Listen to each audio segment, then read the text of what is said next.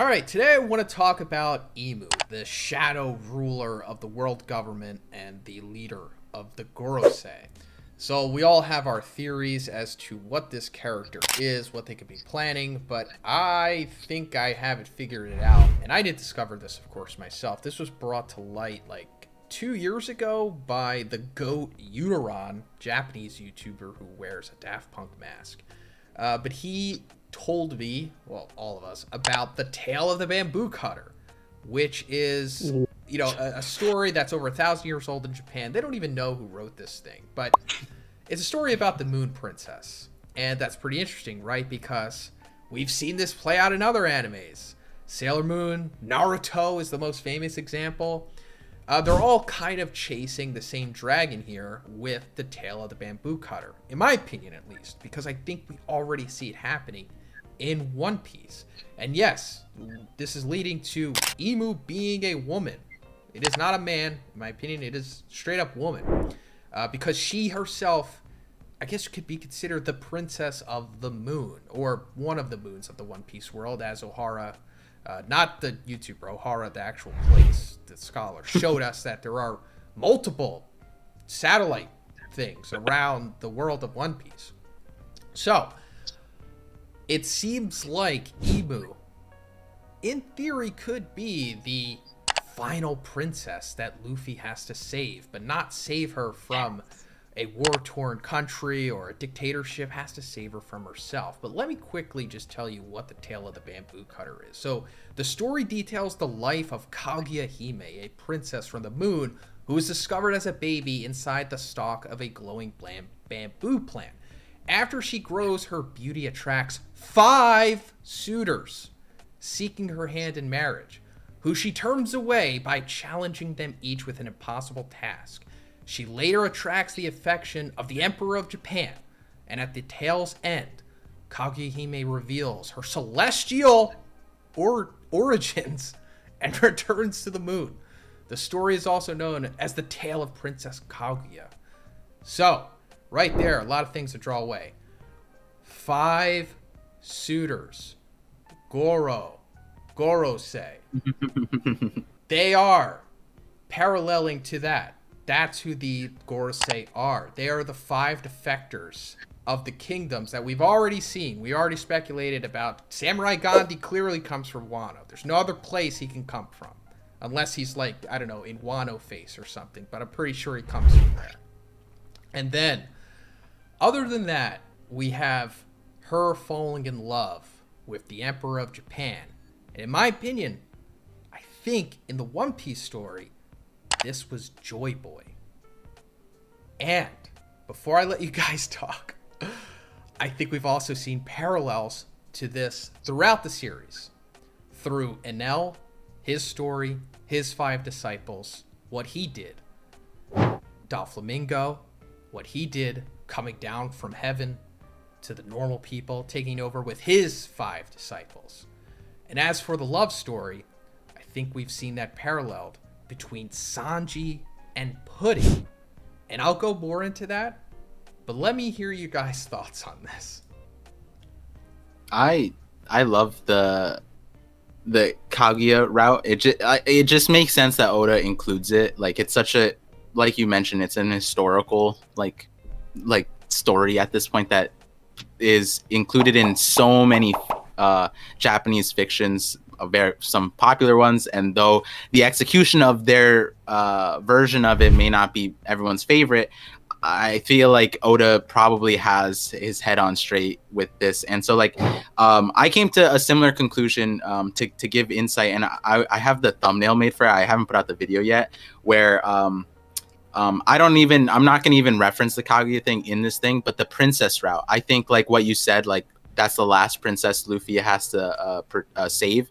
What I was saying is in this video, I think I told Randy Troy it was on stream, was that I think that all the princesses throughout the entire story, you can combine like their primary elements, and that's probably what Emu has gone through.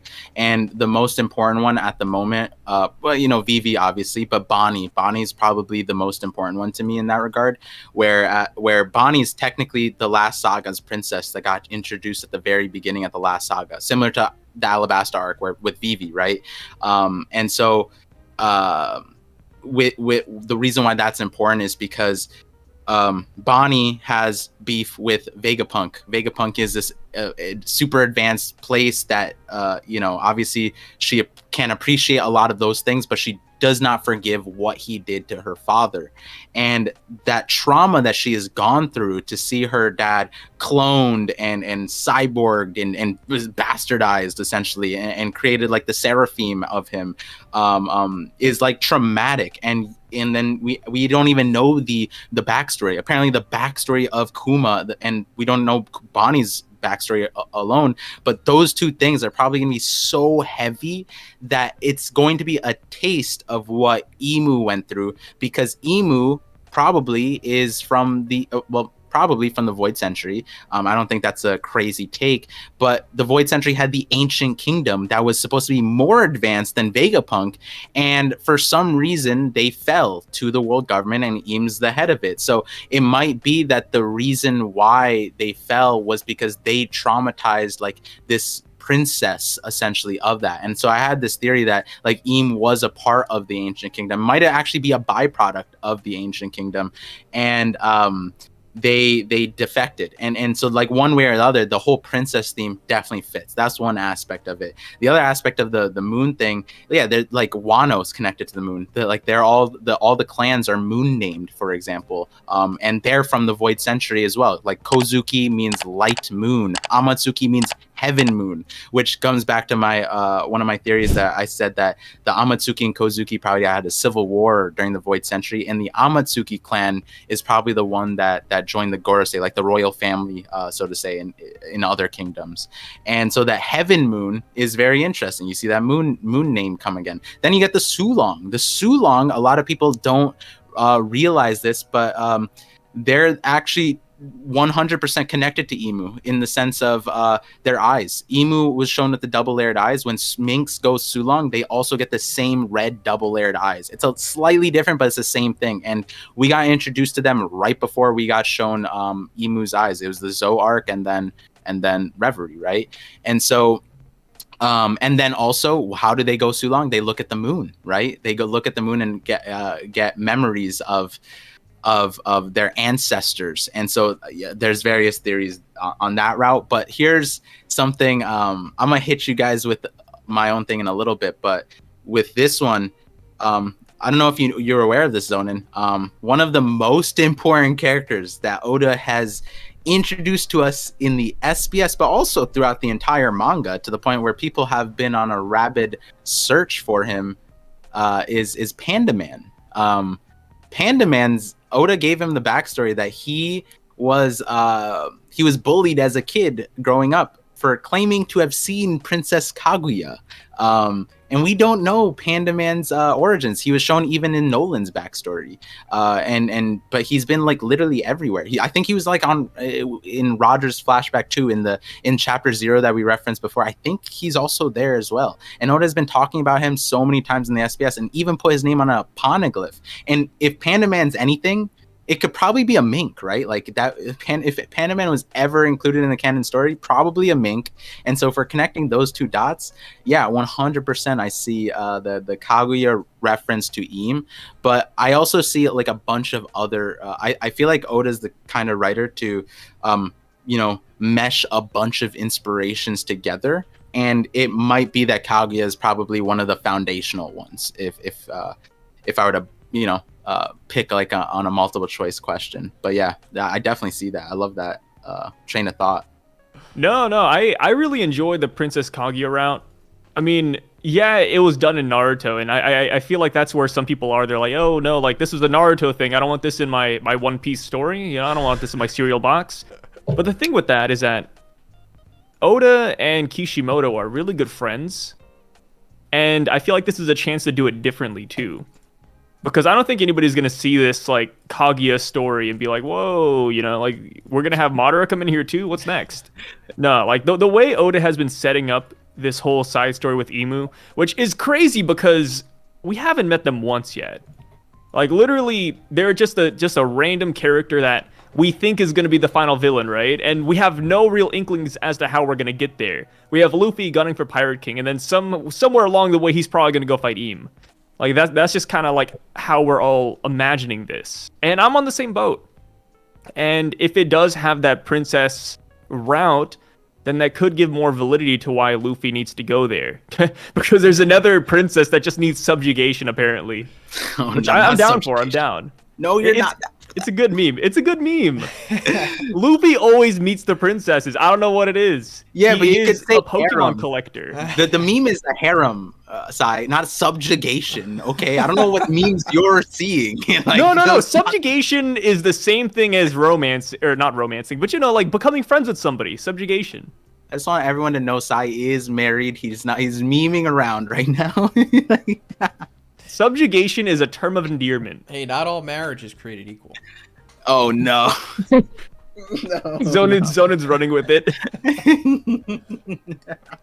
But first, let's talk about GamerSup's new Waifu Cup drop, and this time it's Shell Phone. Guys, I love these new Waifu Cup drops. They never disappoint. And of course, there's always a shirt that drops with them that has the super aesthetic Shell Phone waifu design on it. Love the color of this shirt. And of course, the Waifu Cup itself, an amazing shaker and GamerSup's drinking receptacle. What I've been doing lately is been taking a half scoop of red raspberry and a half scoop of anime girl thighs. That's right. That's the name of this flavor. Mixing it up and you get this awesome, unique red and orange creamy flavor. So guys, if you're interested in getting your very own Waifu Cup shirt and of course GamerSup's, check out the link in the description and make sure you use code BIGZ for 10% off of your purchase. You're also going to be helping me out too. Thanks guys. But I'll give you guys some more parallels and we can go off of that. So I think Enel is for sure the biggest parallel to Imu besides Doflamingo. Because Enel's whole thing is, apparently he was a Birkin, which I don't really buy because, like, does he say that he removed his own wings at some point? No, but Oda did confirm that Haradis from Weberia, you know, the old people that trained Nami during the time skip? Yeah, they're like Gonfalian people. that Haradis is also a confirmed Birkin. Okay. So like just like Enel, and he doesn't have wings. So there is like Oda went out of his way to confirm that. But yeah, I agree with you. One of my biggest questions has always been like, do those wings like grow back? And when I feel like I said that, and then King had his wing cut off, and I was like, oh, finally we're gonna be able to see it. And then we didn't see it, and now I'm sad. But it's like Dragon Ball where you just remove the monkey tail. True. And also it just grows back later. I get the parallels of like, he is God, so he's not going to have wings like his disciples and whatever else. But his whole thing was about, I want to go to endless Earth or fairy Earth, however what translation you go by. But his whole thing was like, there's limitless amount of it, and it's like it's where God is supposed to be. And I think this is kind of like Imu in reverse a little bit, because Enel is going to the moon, because that's also how the Tale of the Bamboo Cutter ends. Kaguya eventually just becomes overcome with like, just I don't belong here. Like, that's also why she refuses the Emperor of Japan, who's the one person that she actually felt somewhat mutual for. It's kind of ambiguous, but with the five suitors, like the five Gorosei essentially, she didn't really love them. She just kind of like gave them the runaround, like put them in like the kind of like friend zone, but giving them hope that it could happen. She gave them like these impossible tasks. Feels bad. Yeah, like one of the tasks was like, hey, go get a colored jewel from a dragon's neck. So like, yeah, there's no way they could do that stuff. However, when the Emperor of Japan proposed to her, she never gave him like an impossible trial. She just simply rejected him because she couldn't live there anymore. She's not one of them. She had to return to the moon. That's like her ultimate thing, is going back to the moon, which she does at the end of the story. And that's kind of like Enel's journey, right? That's his arc. He goes to the moon because he feels that he belonged there. And another thing that we know, or at least it's implied through what Enel finds out on the moon through that cover story, is that whatever race came down from the moon kind of ran out of their resources, right? And they came to Earth because essentially that's what they want. It's limitless resources. So I think that's showing us more of that. Also with the fact that, you know, when he strikes down people for speaking against him, obviously we saw Emu do that with Lelougia and implied to be using Uranus. So aside from that, another thing is that when Kaguya eventually decides to go back to the moon, she leaves, you know, the Emperor, she leaves a note to him, and they have this correspondence for a little bit, and then she eventually goes back. But when she does go back, she drinks a little bit of the elixir of immortality. And then she attaches it to a letter that she sends to the Emperor and says, you know, give it to him. You know, I want him to have it because, you know, that's like the only person that she essentially had mutual feelings for, even though they weren't as strong as his own. And when the Emperor finds out that she did this, he just destroys it. He's like, I don't want to live forever without her. And he goes to the top of the mountain and like burns whatever so that the smoke can maybe reach the moon and then she'll feel what he's feeling. But that's essentially the end of the story. But Elixir of Immortality, super fascinating. But aside from that, as soon as Kaguya leaves, all of the sadness and compassion for the people of Earth that she had are forgotten. And that goes back to me paralleling it to Pudding and Sanji. Because it is a forbidden romance. They can't really be together, even though they're supposed to be, at least, you know, through the oligarchy. And, you know, Pudding has 3 eyes. In my opinion, I think Emu is also the original 3-eye race, which is just aliens. That's a whole thing for another time. But what Pudding does is she takes Sanji's memories from him so that he no longer is sad about what had happened. The sadness and the compassion, it's gone. He's forgotten. Same thing that is pretty much happened in the Void Century, right? That time is just forgotten. And it goes back to also what I said with the Elixir of Immortality, because Ibu has the eyes. I've been speculating. I don't know if you guys are fully on board with it. I know Sai is kind of, but the eyes that Zunisha, Mihawk, Emu, and Hakuba have, they all have the same eyes. And I think it is from the perpetual youth surgery being performed on them, the ultimate ability of the Ope Ope no Mi. Now, I think that whoever did it to Kaguya was probably Joy Boy. I know that doesn't make sense. I think it could be the reverse of this story. He forced Emu to be alive forever because for some reason she can't leave Mary Schwa.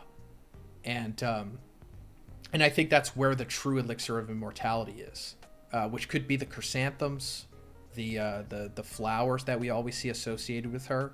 Also why it's maybe the celestial dragons wear those helmets. Aside from being astronauts, maybe they need the oxygen. Aside from being astronauts, they just came back from Mars. But yeah, what do you guys think about that? I really like this, and I feel like the idea of immortality in One Piece, not just from the Ope Ope no Mi, but like even just like a regular drink, like from that story, there are hints of that.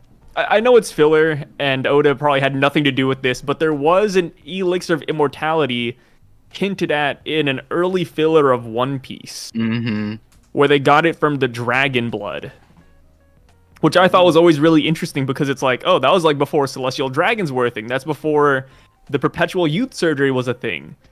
And, you know, filler isn't canon at all, but you could look at it and say, oh, maybe like Oda was inspired by some of these ideas and then kind of ran with it and put his own spin on it. So there being an elixir of immortality that has been used before, like on somebody like Im or the Gorosei, I feel like that is very plausible. And if you guys haven't watched that filler, I would definitely recommend to go check it out. It's one of the worst ones out there. I wanted to gouge my eyes out. It's so bad. But just consume this garbage just for the sake of Yeah, knowledge. it's good. It's One Piece content. You can't hate it. You can't hate it. It's funny that Sai says that because he recently rewatched all of it, and I did the same thing with my wife. She was watching from the start, and she was like, oh, like she didn't want to skip the filler, and I was like, no, just skip it. But then I saw that, and I watched the first like 2 episodes of it, and I was like, wait, this is crack. This is insane, because a lot of people don't realize is Logtown, for example. There's filler in the anime, but those are all canon. Like Oda, that was stuff that he had to cut out of the manga, but he gave to like the anime to flesh out. Whether that's important or not, is a separate question. But right after that, or right before that, is the thing that the dragon that Sai's talking about with the dragon thing. And it's not just that, it's something even crazier. To give you guys some insight, there's a monologue by one of the main characters that's so boring, but like he says some insane things, like for example, the history of those people are they're descendants of a forgotten dragon people. They're all dragon people from an island that was destroyed by the world government thousands of years ago. And I was like, wait, hello? This is kind of important, guys. And then he talks about a special tree, a tree that's like woven by dreams and stuff like that. And so, obviously, if you know some stories about Kaguya, like and other fictions and how they're woven together, then you see where it goes. And then you're like, wait, we have like a few important trees in One Piece, and we don't know where devil fruits come from. But what he's talking about right now kind of sounds like what is happening in Marriage Raw, which is funny because I was saying that that Eam might be part dragon race people, dragon fishmen, so to say. But I have a lot of really fun theories when it comes to Eam. And so to go back to the eyes thing, not to discount what Zhoniin was saying, but like I have a different perspective that still connects back to the Kaguya thing, still connects back to a lot of these things. So the double layered eyes for me, I made one of my oldest theories is that they're all like a dual soul type of thing. Like Hakuba Cavendish is obviously like there's a soul within him that creates that double eyes. So like when he's normal, he has normal eyes. When he's taken over by Hakuba, he has no eyes. When he's half and half though, that's when you get the double layered eyes. And so then like I applied that to every other iteration of that, and it made sense for a lot of them. But the one that I really liked was the Sulong one, the mink one, because the minks, they're normal, and then they look at the moon, they can get the memories of an ancestor, and then they get the double layered eyes. And what I was saying earlier, that connects to Eam, because in the Kaguya story, from memory, she came down to earth like as desiring a certain kind of life, and she didn't necessarily have the memories that she had. And then somewhere later on, through one way or the other, she regained those memories, and the memories she got were from the moon. And so it ties that like word for word connection ties back to the minks, but it also implies that like, like these memories could change a person, which is why like memories is so important, like you're saying with pudding, right? The three-eyed connection, I definitely see that too. I can see that mixing in, but with the emu perspective specifically, I'm seeing it like they're at this point in the story, the reason why Eam has those double layered eyes is because they're tapped into the moon, which is another crazy theory that I have, which honestly I don't think is that crazy, is that the moon in One Piece, I have a few different iterations that make this make sense, but one version of it is that, you know how we have like punk records in the current timeline, and everything that Vegapunk has done, there's been like allusion to a Void Century version. So like Vega Force 1, and then there's the legendary Iron Giant as the most concrete example. But like there's the fact that he has the sea beast, the mechanized sea beast under his control, that's like the Poseidon, right? Like there's these iterations of the Void Century.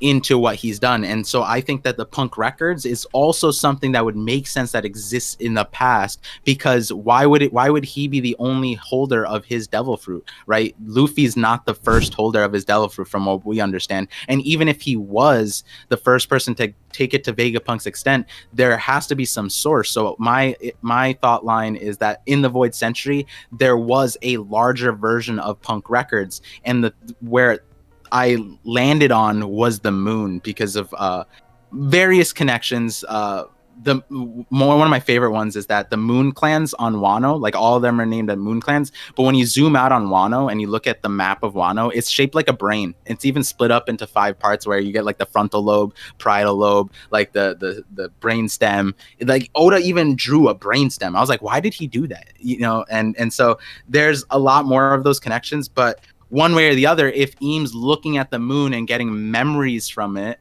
then that double layered eye connection makes a lot of sense. And one way or the other, moon, Eam, Kaguya, Oda can blend all those concepts together. Like we're seeing with Egghead, right? Like there's obviously like Terminator, Star Wars, like there's so many futuristic things that I think he's going to incorporate into the Kaguya route. But one of my favorite ones at the moment for the Kaguya thing is whether she's like from the moon or is the moon or is connected to the moon. I like the idea because I think Kaguya, and again, the reason why I'm so blurred on what the actual story is so many fictions have touched on that story that it's hard to know or remember what like the real one was. But I think Kaguya like loved the earth and like loved the people on it, and that reminds me of the framework that Oda has for the entire story, which is like pirates, ships, and all that. And one of the most important connections that he made, or not connections, but like, yeah, like real lore connections, is Klabotterman. He made it so like this Klabotterman of the Going Merry is so sentient that it created a person, like it created a little child that fixed the ship, that was able to sail the ship, that came because it was loved so much by its crewmates. And you know, just to fast forward through the theory, you guys can watch the video, it's a long video, so the reason why I'm not explaining it here, but I was saying that either the another thing that was romanticized when Oda, especially in his childhood, was the space race, like us going to the moon. That was happening in his like he was born on the onset of that. And so one thing that was said throughout that entire time was that the Earth is a spaceship that we all share, and that we all should love and we all should care about. And so my current idea is that Eam is the Kabotterman of the Earth, or the Kabotterman of the moon.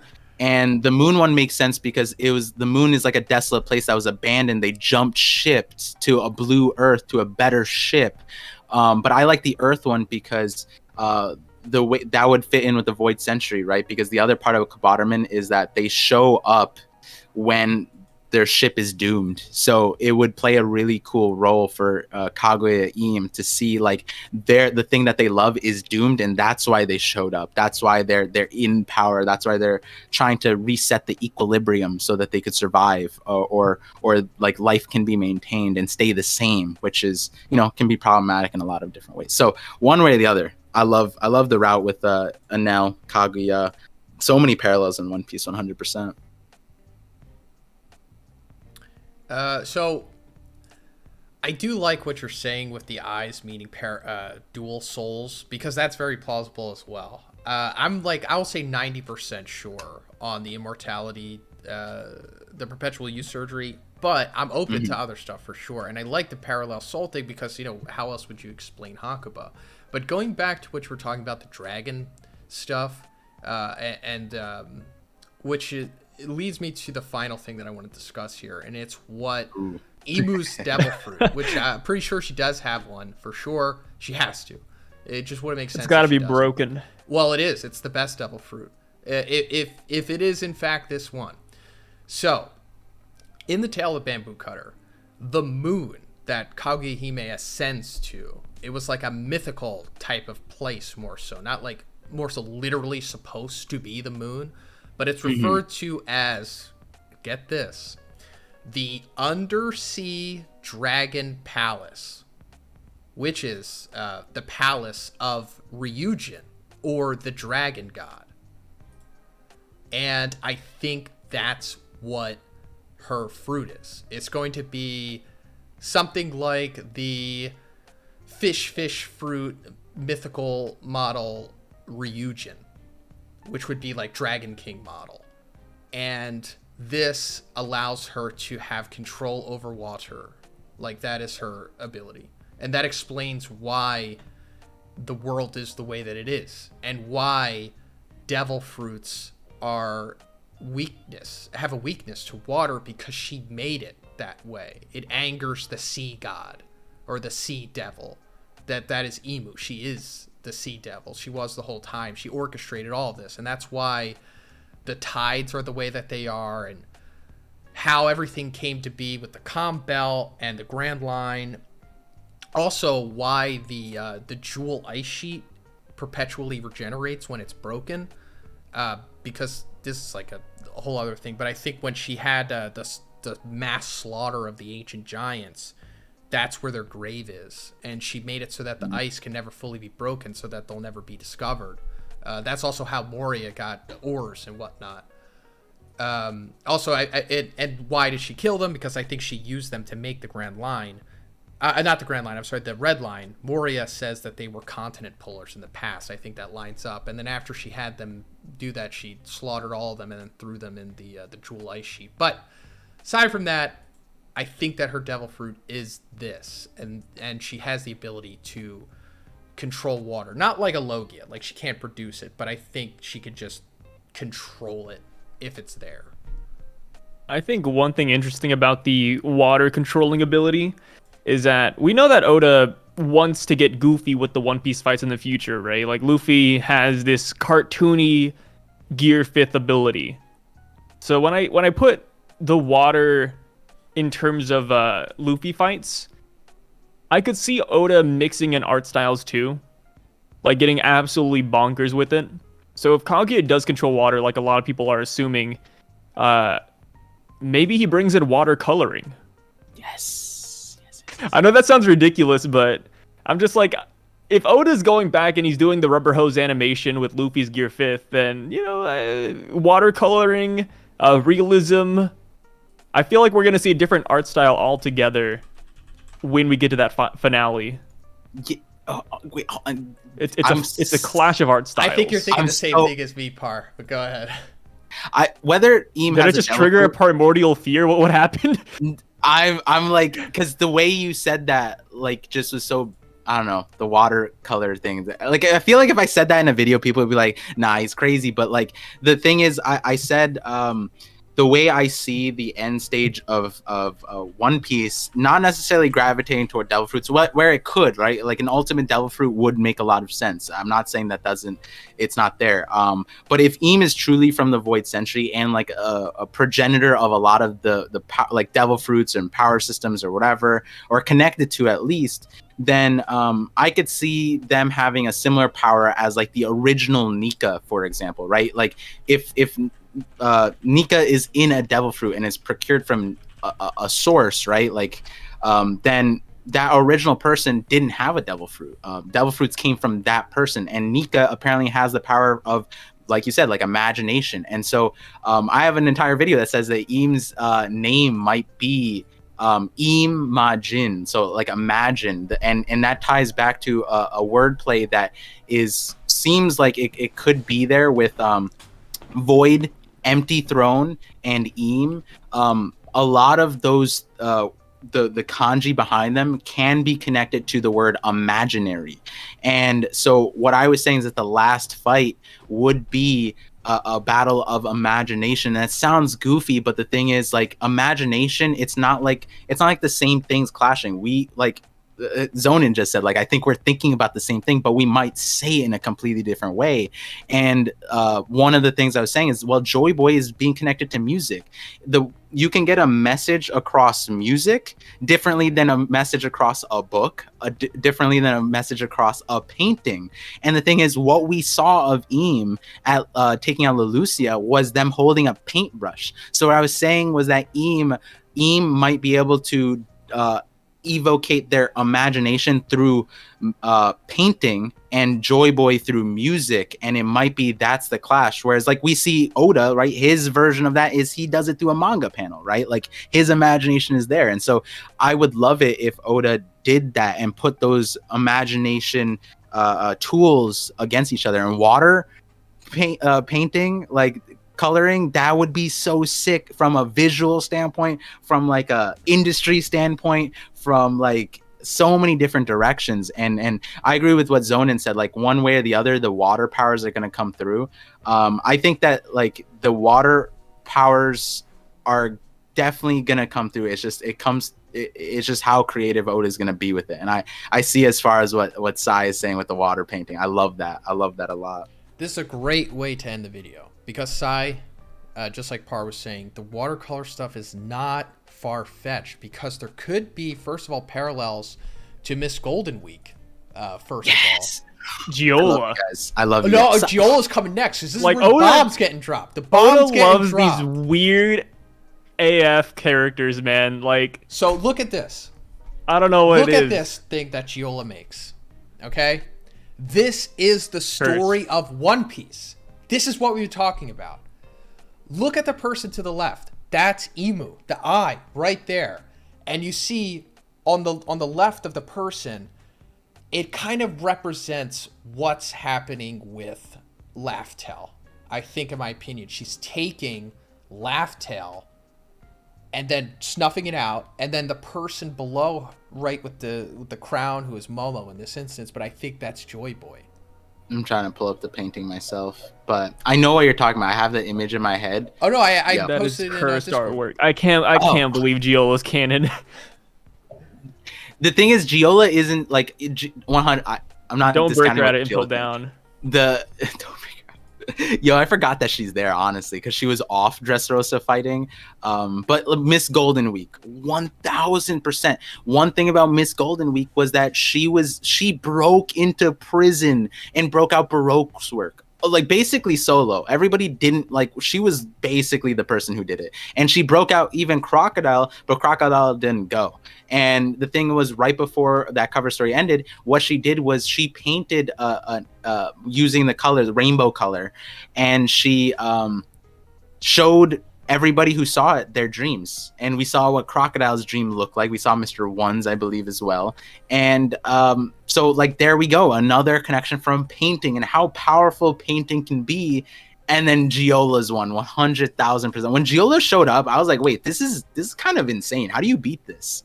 And so like if that's the sentiment you kind of get off of a power, and it would make sense that Ian gets that. But then also Miss Golden Week was able to, with a single color, I think it was black betrayal and then her symbol, she was able to make Luffy betray his crew. Like he made, and then that image that you just sent in the thing, that looks like Film Red, right? Like it just reminds me of Film Red instantly.